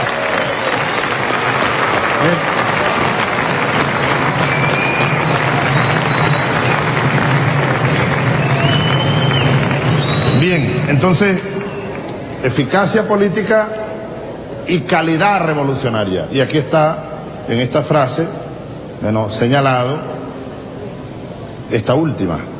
Problema de particular importancia es el relativo a la calidad revolucionaria de la organización. ¿Y la organización quiénes somos? Todos nosotros, ¿verdad? El partido somos todos nosotros, independientemente del rol que nos corresponda jugar. No veamos el partido como algo, una estructura jerárquica, no. Yo soy presidente del partido, pero lo que soy es un militante revolucionario. Si mañana le corresponde a otro ser presidente del partido o presidenta del partido, y a mí me toca hacer un cuadro en una patrulla por allá, en una sabana, bueno, yo cumplo mi tarea. creatividad, con entrega, con humildad, con pasión, con eficacia y con calidad revolucionaria. Hay que crear un nuevo sistema de relaciones humanas. El partido, decía Maneiro también, se construye actuando. No se va a construir leyendo nada más. No, cuidado con el teoricismo, ¿verdad? Cuidado con la tendencia al teoricismo. El otro extremo es el pragmatismo. El pragmatismo es el extremo, no hay teoría, no, es la combinación de ambas. Teoría y praxis. Pero el partido se construye actuando. Y la frase de Maneiro, práctica de las masas. Y así como la práctica de las masas preexiste a cualquier planteamiento político, de la misma manera las ideas preexisten a cualquier planteamiento de trabajo. A cualquier planteamiento de trabajo debe preexistir la idea o las ideas. ¿Cuál es la idea? ¿Cuál es la teoría que nos ilumina? Y en eso es un esfuerzo de todos los días, insisto. Bien. Vean bien. Quería agregar algo al comentario anterior, cuando hablamos de despolitización. Y discúlpenme, pero yo soy alérgico a todo lo que es deporte pagado. Pero alérgico. Y yo veo que muchísima gente tiene adoración por ciertos artistas, pues, pero ahí lo ven. Uno de los síntomas de la decadencia imperial es precisamente esa adoración a los fenómenos que no se les quita para nada lo bueno que son jugando, pero sí, ¿para qué manejan eso? Lo que fue la corrupción en el Comité Olímpico, lo que ha sido la corrupción y los pases gigantescos donde se mueven cifras millonarias, porque detrás de todo eso están unas cantidades fabulosas de dinero, en transmisiones, en propaganda, de todo, pues. O sea, por eso yo te decía la despolitización al principio. Ahora, fíjense, cuando te hablan, primero, era lo que yo quería plantearles, ¿no? Chávez nos enseñó, nos liberó, yo diría que nos liberó, en buena parte, nos liberó de ese yugo ideológico, incluso de hasta ser sectarios en cuanto a pensamiento socialista. Sectario. De ser sectarios incluso a veces hasta temerosos. Yo diría temerosos, no sectarios, sino temerosos a tocar intereses que tienen que ver con el imperialismo. Y sobre todo nos enseñó a buscarle la raíz a las cosas. Kimberly Clark se va del país. Hacía toallitas sanitarias y todo esto. Ahora mismo están los obreros trabajando en Kimberly Clark y sacando las toallas sanitarias, toallas diarias y todo esto para nuestras mujeres. Pero pone aquí a Isabel Delgado, quien dice quién es Kimberly Clark. O sea, y en qué han participado Kimberly Clark, porque hay que estar claro quiénes son y de dónde vienen. Esa corporación estadounidense Kimberly Clark anunció el sábado la suspensión indefinida de sus operaciones en Venezuela. Bueno, no fue este sábado, fue antes. En un prepotente comunicado en donde nos explica, fíjense bien, la manipulación. Tienen que justificar lo injustificable. Nos cuentan obreros de Kimberly Clark que llegaron a destrozar maquinaria, prefirieron destrozar la maquinaria y no dejársela a los obreros para que trabajaran en ciertos productos. Cosa terrible. Me recuerda muchísimo en el golpe petrolero del 2002, cuando llegaron camiones cisternas a botar toda la leche para no entregársela al pueblo. O sea, eso te da una idea del nivel de perversión que tienen ciertos empresarios. Y te dice aquí, en un prepotente comunicado en donde nos explica la situación en la que pretenden dejar a los trabajadores, la transnacional nos dice, me voy hasta que vuelva el libre comercio. Me dejen subir los precios y me vuelvan a dar una tajada de las divisas producidas por PDVSA. Así nomás. Sin procedimiento de quiebra, sin diálogo con los trabajadores, sin liquidación de activos y distribución del mismo entre sus acreedores en forma equitativa y de conformidad con las leyes. Y lo más seguro es que Kimberly-Clark, en el exterior, termine demandando al Estado. Recuérdenlo. Kimberly-Clark es una poderosa empresa transnacional norteamericana dedicada a productos de aseo y limpieza del hogar. La empresa fue fundada en 1802 en Wisconsin, pero su sede actual queda en Texas, Estados Unidos. Tienen plantas en 175 países del mundo. El socio mayorista de Kimberly-Clark es el congresista por el Partido Conservador norteamericano, Sensenbrenner, en el cual es reconocido por las siguientes obras políticas. Escuchen esto. Creador y defensor y operador político de la propuesta para construir el muro entre México y Estados Unidos. Creador de la ley anti-inmigrante que permite en Estados Unidos detener a una persona solo por parecer inmigrante y que iguala inmigración con terrorismo. Tercero, arquitecto conceptual de la ley patriota que hace posible los decretos norteamericanos contra Venezuela. El otro socio minoritario de Kimberly-Clark es el New York Times, medio de comunicación, por lo cual podemos prever unas cuantas ráfagas mediáticas. Kimberly-Clark fabrica y comercializa algunas marcas conocidas tales como Kleenex, Huggies, Kotex, Scott y Poise. Esta corporación engulló a Papelera Guacaipuro, empresa venezolana, ubicada en Morón, fabricantes de pulpa, pasta de madera, papel y cartón. Los motivos esgrimidos para abandonar el proceso productivo son, primero, persistente deterioro de las condiciones económicas, las que ellos mismos deterioraron. Segundo, la alta inflación, la que ellos mismos provocaron. Y tercero, dificultades para acceder a las divisas públicas. Eso es mentira, porque bastante que tuvieron acceso. Para la transnacional norteamericana, el persistente deterioro de las condiciones económicas pareciese ser la decisión firme del presidente Maduro de romper con la extracción de divisas de las corporaciones transnacionales. Kimberly-Clark es protagonista de primer orden de la guerra económica contra el pueblo de Venezuela. En el caso de los pañales, por ejemplo, teniendo capacidad instalada de producción, la mantenían ociosa, producían solo un 30% en Venezuela, importando con divisas públicas productos terminados de la filial que mantienen en Colombia. Es decir, se compraban y por tanto se facturaban a sí mismos en dólares los productos que tenían capacidad de producir en Venezuela. En relación al papel higiénico, la empresa produjo papel regulado en pequeñas cantidades, priorizando la producción de toallas absorbentes, no reguladas, a pesar de adquirir la materia prima con divisas preferenciales. Esta empresa ha desarrollado un programa de constante desestabilización del sistema de producción, trazando estrategias dilatorias, restringiendo el acceso de los consumidores a los productos, distorsión de la distribución, extracción de divisas públicas y boicot a la economía.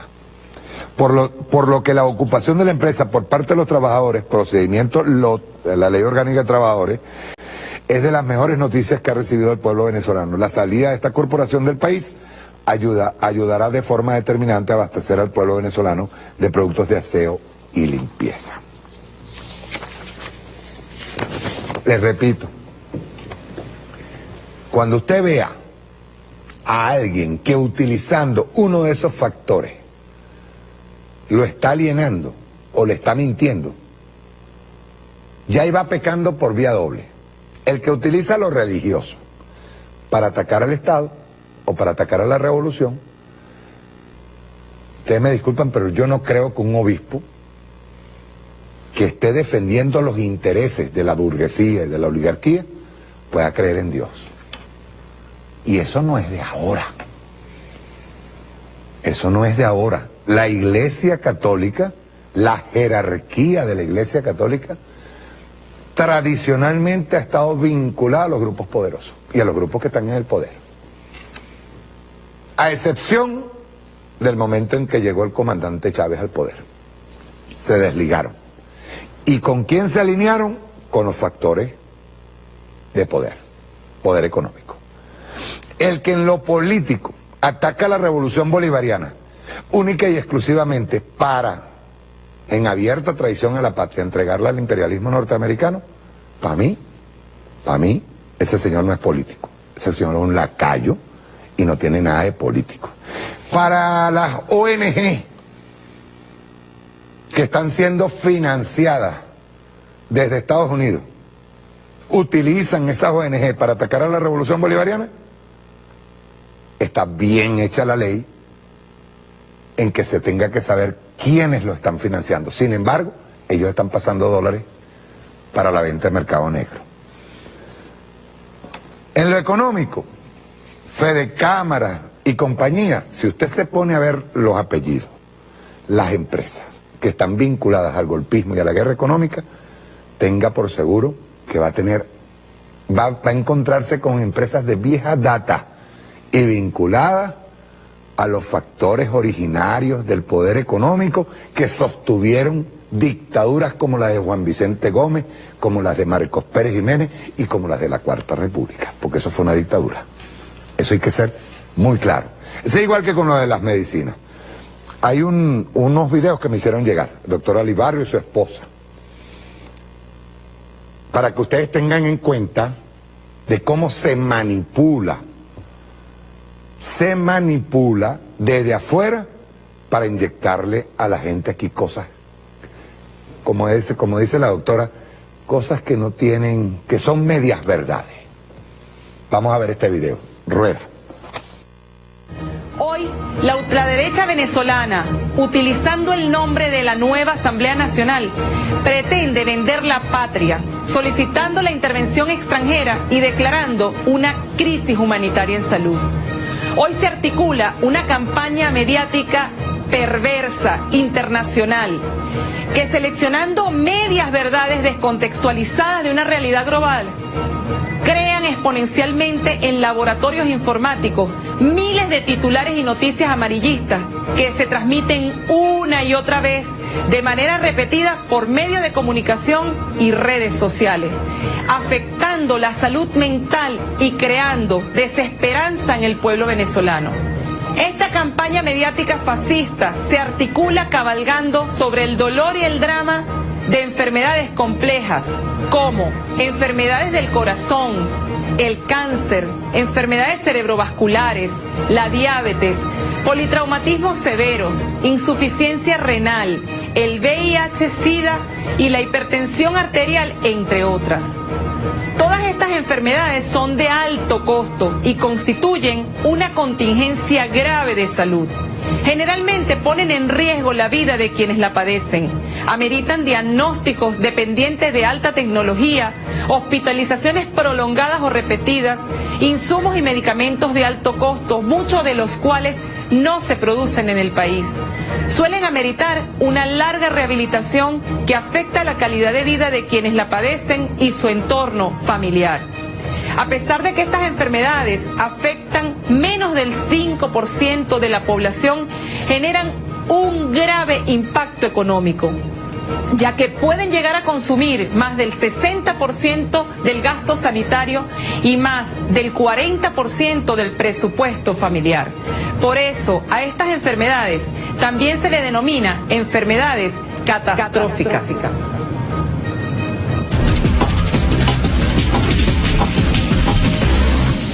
Llama la atención el hecho de que muchas de esas enfermedades de alto costo mencionadas son las primeras causas de muerte en Venezuela, pero también son las primeras causas de muerte en esos países a quienes los representantes de la derecha de la Asamblea pretenden pedirle ayuda. Entonces, ¿cuál es el verdadero objetivo de la derecha venezolana en la declaratoria de crisis humanitaria? ¿Realmente creen que países como Estados Unidos, España o Colombia son ejemplos de solidaridad internacional y están dispuestos a financiar enfermedades de alto costo en Venezuela? Estos países han sido incapaces de financiar o brindar atención gratuita y equitativa a pacientes pobres o extranjeros que padecen estas enfermedades en sus países. ¿Saben acaso quienes ayudan y cooperan con esta campaña qué pasa con los miles de pacientes pobres que requieren una cirugía cardiovascular, un tratamiento de cáncer o una diálisis en estos países?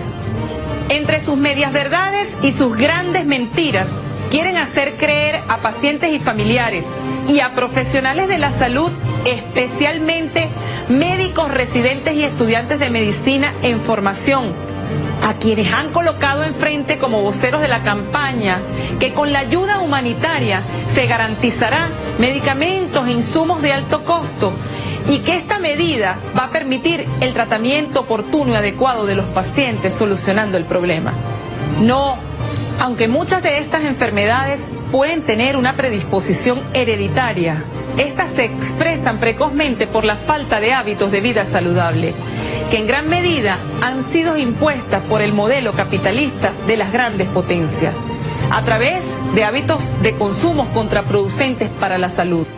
Hábitos tabáquicos, alcohol, alimentos chatarra, fórmulas lácteas y cereales, se induce a la sexualidad temprana e incluso a la automedicación. Esto sin dejar de mencionar el efecto que tienen los transgénicos sobre la salud. El interés de las ganancias económicas de las grandes corporaciones prevalecen sobre el interés social y la salud del ser humano.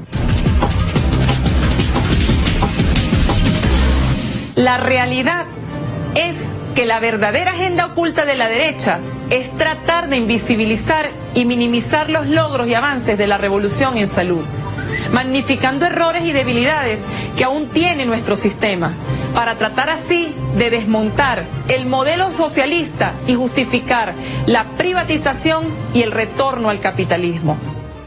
La patria no se negocia.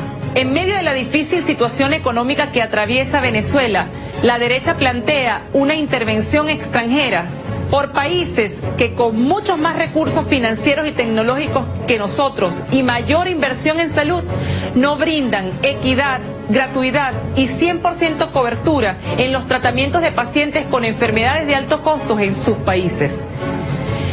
¿Cómo pedir ayuda a países donde reina la discriminación, donde no hay gratuidad ni equidad en la atención y donde el patrón de distribución de financiamiento de los servicios de salud sigue el patrón de distribución del capital? El siglo XXI demanda a todos los países y organizaciones de salud tomar iniciativas para la reducción de las enfermedades catastróficas a nivel mundial.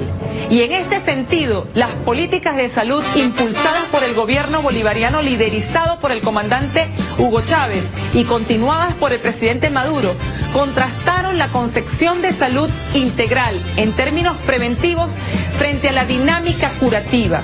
Y se fortalecen además las bases legales en la Carta Magna. Es necesario seguir avanzando en la promoción de salud y en un sistema de seguridad social para disminuir el alto costo y los altos índices de mortalidad innecesaria provocada por muchas de las enfermedades que pueden ser prevenibles y reversibles.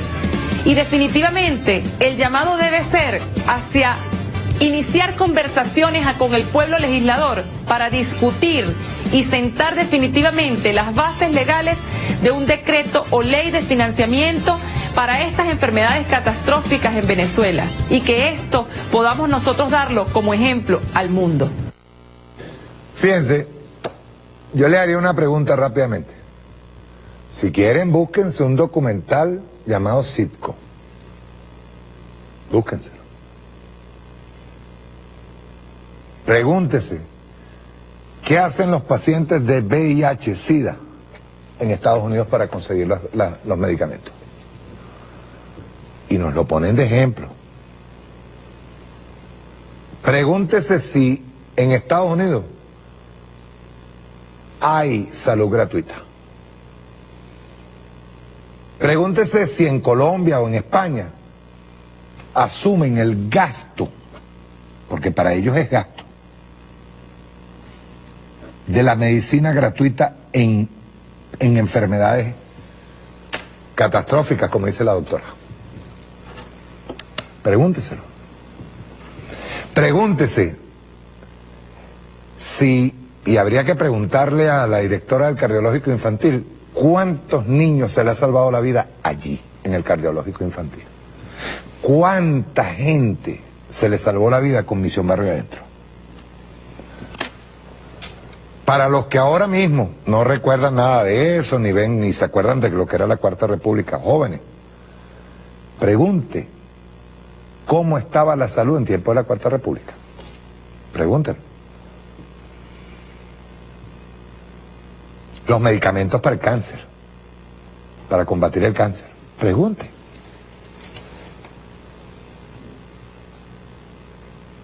No hay comparación. Fíjense bien que hasta cuando estamos sacando las estadísticas, hay cosas que la Cuarta República nunca las midió. Y nosotros hemos tenido que medir a partir de la llegada al poder del comandante Hugo Chávez. Pregúntese cuándo en un gobierno de la derecha se llegó a construir 1.000.000, casi 100.000 viviendas. Pregúntelo. Pregúntese en qué gobierno de la derecha se tuvieron médicos cooperantes cubanos, más de 30.000. Pregúntese. Pregúntese por la alfabetización. Alfabetización en los tiempos de Acude. Usted, compañero joven, vaya y pregúntele a su papá, a su mamá, cómo eran las pensiones del Seguro Social. Por eso yo digo, la derecha no tiene argumentos. Vive descalificando, vive insultando, pero no hay argumentos. Y lo peor de todo, hay un enfrentamiento entre pueblo y pueblo, porque usted cuando ve una panadería que no hace pan, que lo esconde, ¿a quién protege? ¿A quién beneficia? ¿La beneficia usted, señora? ¿O usted, señor, que está ahí ¿qué le digo yo? Que está en Santa Fe, que está en el este capitalino, pues. Y una panadería que no haga panes, pues. Pregúntese por qué hay muchos de los derivados de, por ejemplo, el azúcar, de la harina. ¿Por qué hay derivados que no tienen precios controlados, no están sujetos a control? ¿Por qué? Pregúntese por qué eliminaron los códigos de entrega de muchísimos productos que antes eran distribuidos, y ellos, vamos a ser claros, la derecha digamos el sector económico privado tiene, de paso, porque todavía lo tiene una capacidad de distribución envidiable. Pregúntese por qué ahora no. Pregúntese por qué eso se eliminó. Siempre tenemos que tener claro qué es lo que pasó. Decía Lenin y Gramsci. Gramsci aprendió de Lenin que la salida de una crisis social orgánica no es, y Chávez lo dijo más de una vez, repitiendo a Gramsci, no es ni automática ni necesariamente progresista o revolucionaria. Solo puede alcanzar una solución positiva para los trabajadores si estos desarrollan una fuerte labor cultural y toman la iniciativa política. El proletariado. La cultura revolucionaria se vuelve entonces decisiva. Tanto para Lenin como para Gramsci, la principal misión de un partido revolucionario consiste en alentar en el seno del pueblo y los trabajadores todo aquello que apunte a desarrollar automáticamente una cultura política socialista. ese desarrollo excede la mera reivindicación económica. Por ejemplo, el aumento de salario, los sindicatos, pues. ¿Cuántos secretarios de sindicatos aquí de la CTV no estuvieron de acuerdo con los empresarios? La famosa tripartita, por cierto, impulsada por el señor Teodoro Pekov. Dice, situaciones y relaciones de fuerza. Escuchen esto. Una situación social caracterizada como crisis orgánica puede derivar en una situación revolucionaria cuando los trabajadores logren generalizar su punto de vista hacia el conjunto del pueblo. Gramsci piensa que para lograr esa meta y modificar las relaciones de fuerza debe poder conducir el conflicto social más allá de sus intereses económicos inmediatos. Dice, al realizar este diagnóstico, Gramsci tiene en mente la crisis orgánica sufrida por Italia durante el Bienio Rojo y la incapacidad que el Partido Socialista mostró entonces para poder ir más allá de los intereses económicos inmediatos de los trabajadores. Yo les decía ahorita que su preocupación, la preocupación de la masa, del trabajador, del campesino, que hay que incorporarlo también al sector proletario, la preocupación tiene que ser siempre en función del colectivo, la conciencia social, el deber, el poder, del que Chávez decía, el poder. Querer poder y poder. Apurar el paso.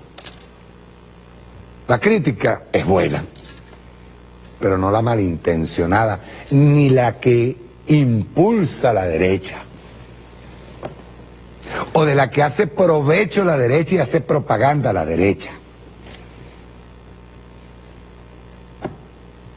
Fíjense ustedes que en esto que sucedió en estos días originó unas discusiones bien buenas. Yo recuerdo que una de las cosas por las que Chávez era visto con recelo, sobre todo en América Latina del Sur, hacia el sur, era porque era militar. Y en estos días leí un artículo en donde a uno de esos opinadores se le salió eso. El tema la pregunta que uno se hace. ¿Qué cosa, no? No se dijo nunca, ni se opinó nunca sobre el factor militar, que es un factor pueblo. Y en Venezuela demostramos que la unión cívico-militar es no solamente necesaria, sino que sus orígenes son iguales. Tanto el proletariado, el campesino, el obrero, como el militar, sus orígenes son proletarios. No se puede estar juzgando al sector militar por las dictaduras originadas en el Cono Sur. ¿Por qué? Porque la oficialidad en buena parte del Cono Sur eran gente proveniente de la oligarquía. Aquí no. Y creo que Chávez fue el más claro en eso. Saber que nuestros futuros generales, coroneles mayores, venían de las clases pobres y de las clases medias, y sabían y conocían de las carencias económicas. En estos días vi un artículo, yo lo leo para ver sus contradicciones, o para ver incluso sus alianzas. Porque si en esa alianza estamos hablando de rescatar a los pobrecitos de la Polar, imagínense pues, qué tipo de socialismo es ese. Bien, quería despedirme agradeciéndole a David Nieves un libro. Vi a David Nieves el otro día, hicieron un muy buen programa en Macunaíma Cariña Radio. David Nieves me regaló este libro del Fondo Editorial IPASME, La tortura y el crimen político. Es un recuento de los documentos de su detención cuando el caso Newhouse, tortura, de David Nieves. Un abrazo, viejo, a ti y a tu señora, a los dos, nuevamente, estoy pendiente de ustedes. Y de Humberto Vargas Medina, de la Fundación Juan Vives Zuria, saca remembranza de un guerrillero de los años 60. Por cierto, que yo me río porque por aquí está la famosa invasión cubana, ¿no? De la que hablaba Marcel Granier, aquella famosa invasión cubana. Aquí está una foto de... Eran... ¿Cuántos cubanos? Creo que eran 8 cubanos nada más que llegaron para la década de 60. 8, y era una invasión cubana. Eso era una columna. Bien, muchas gracias a los dos que ellos participaron y a todos los viejos que participaron, los viejos guerrilleros, duros, que a pesar de uno, ya cuando llega a la vejez, comienza a tener problemas físicos, mantienen ese espíritu combativo. Un abrazo a todos ellos, un abrazo de verdad, de corazón. Chao, nos vemos, el próximo martes. No es probable que salga al aire, tengo que hacerme unos exámenes. Chao.